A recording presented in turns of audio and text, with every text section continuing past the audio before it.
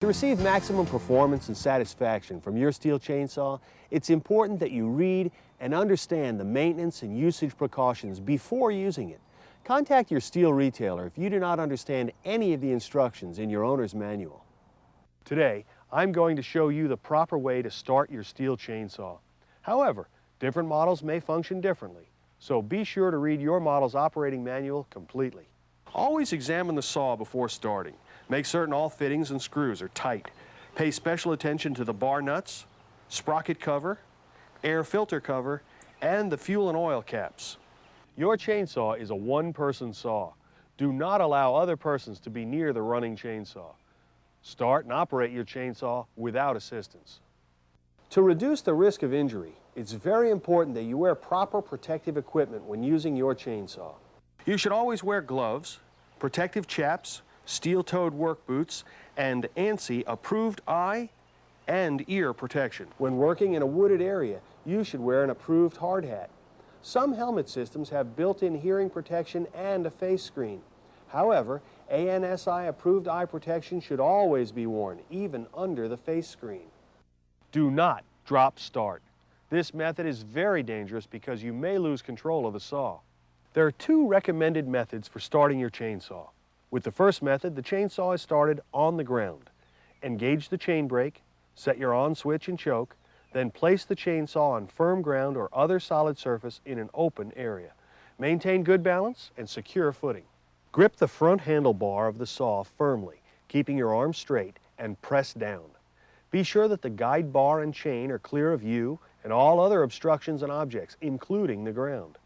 For saws with a rear handle level with the ground, put the toe of your right foot into the rear handle and press down. With your right hand, pull out the starter grip slowly until you feel a definite resistance, and then give it a brisk, strong pull. The second recommended method for starting your chainsaw allows you to start the saw without placing it on the ground. This method is used only when you can't find a clear area, like when working in brush or snow. Make sure the chain brake is engaged.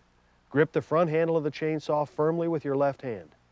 Keep your arm on the front handle in a locked, straight position. Hold the rear handle of the saw tightly between your legs, just above the knees. Maintain good balance and secure footing. Be sure that the guide bar and chain are clear of you and all other obstructions and objects, including the ground.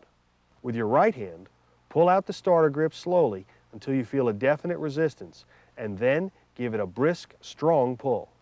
In both cases, pull the rope several times until you hear the engine try to start. Then move the master control lever up one notch from the full choke to the fast idle warm start position. When the engine is started, the engine speed with the starting throttle lock engaged will be fast enough for the clutch to engage the sprocket, and if the chain brake is not activated, turn the chain. Give the saw throttle trigger a quick squeeze to disengage the throttle lock and bring the saw to idle. Running the engine at high speed with the chain brake engaged will damage the chain brake. If the upper quadrant of the tip of the bar touches any object, it may cause kickback to occur. To reduce this risk during starting, always engage the chain brake before starting.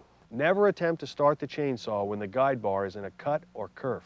When you pull the starter grip, don't wrap the starter rope around your hands.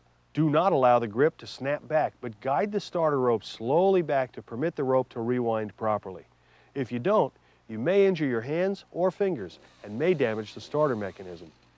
After a few cuts with the saw, switch the engine off and recheck chain tension. Proper chain tension is very important at all times. Following these simple steps will help you get off to the right start.